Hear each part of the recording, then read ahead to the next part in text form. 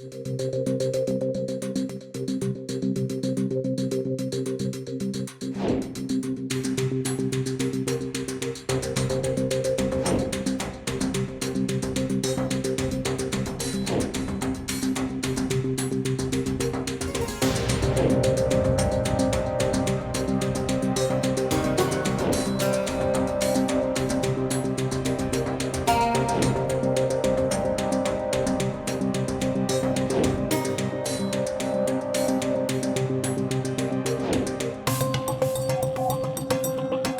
अभी तक तो ऑब्वियसली पूरा एस्टीमेट जो लिया जा रहा है वो यही है कि ये एक एक्सीडेंट है जो कि वेदर कंडीशंस के कारण और वेदर कंडीशंस के साथ हो सकता है ह्यूमन एरर यानी कि पायलट का एरर कंबाइन हो गया हो।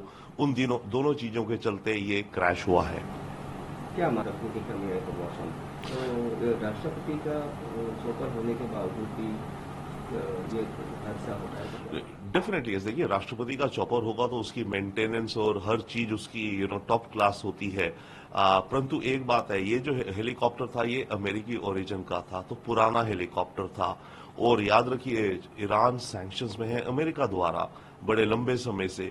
तो इसमें प्रश्न ये भी उठता है कि जो इनकी मेंटेनेंस या स्पेयर पार्ट्स होते हैं उनकी अनअवेलेबिलिटी के कारण ईरान के एयरफोर्स के एयरक्राफ्ट या हेलीकॉप्टर्स की मेंटेनेंस पूरी उस हिसाब से शायद नहीं हो सकती जितनी होनी चाहिए। परंतु फिर भी जो प्रेसिडेंट को कैरी कर रहा है हेलीकॉप्टर, वो आई थिंक ईरानियन अथॉरिटीज के अकॉर्डिंग तो फुल्ली प्रॉपरली टेक्निकल रूप से पूरा स्ट्रांग होगा, पूरा फिट होगा, तभी उसको वो उड़ाते हैं। क्योंकि अपने टॉप ऑफिशियल्स को वो किसी ऐसे अनमेंटेन्ड या इल इक्विप्ड हेलीकॉप्टर से नहीं ट्रांसपोर्ट करेंगे। तो जहां तक इरानियन अथॉरिटीज की बात है, उनके हिसाब से तो हेलीकॉप्टर पूरी तरह से फिट होगा, एयरवर्दी होगा। परंतु हाँ, ये क्वेश्चन आ रहा है कि इतना पुराना हेलीकॉप्टर था और अमेरिकी सैंक्शंस हैं, तो उसके चलते क्या इस हेलीकॉप्टर की मेंटेनेंस में कुछ कमी रह गई थी जिसके चलते ये क्रैश हुआ है।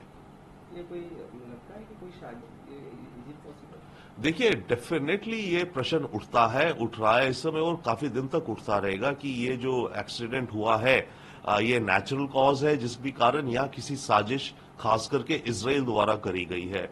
और इजराइल का माना जाता है और जाना जाता है और पता भी है कि इजराइल इस तरह की इस तरह की हादसे करने में माहिर है।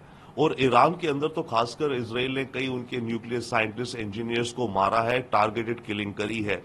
तो ऐसे में और ईरान इजराइल की जो टेंशन्स चल रही हैं, ऐसे में डेफिनेटली ये प्रश्न उठेंगे कि ये इसमें मोसाद या इजरायली एजेंसीज का हाथ है या नहीं है।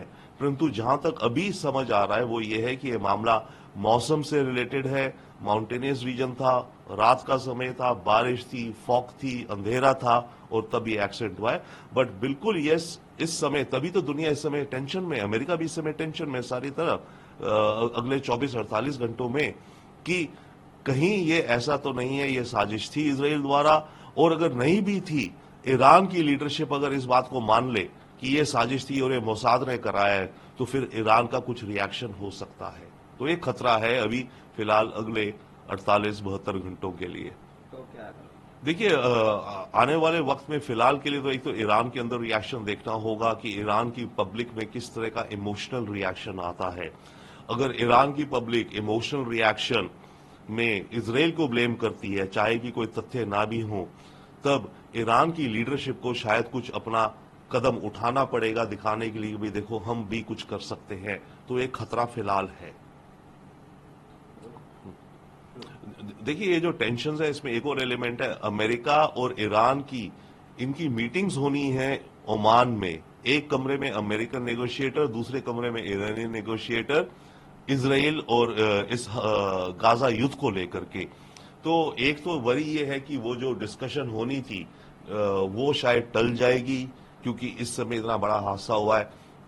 तो ईरान की जो फॉरेन मिनिस्ट्री की टीम है वो शायद उन डिस्कशंस के लिए ना आए, जिसके चलते गाजा युद्ध को लेकर के जो हो रहा है वो और लंबा चलेगा। एक और थोड़ा सा खतरा है कि अगर अगेन ईरान के अंदर हार्डलाइनर्स हावी हो गए और बिना वजह के ही वो ये इजराइल को ब्लेम करें, तो हो सकता है वो हिजबुल्लाह को उकसा दें कि वो इजराइल के ऊपर कुछ अटैक करें। If you like this video, then like, share and subscribe to ET Now.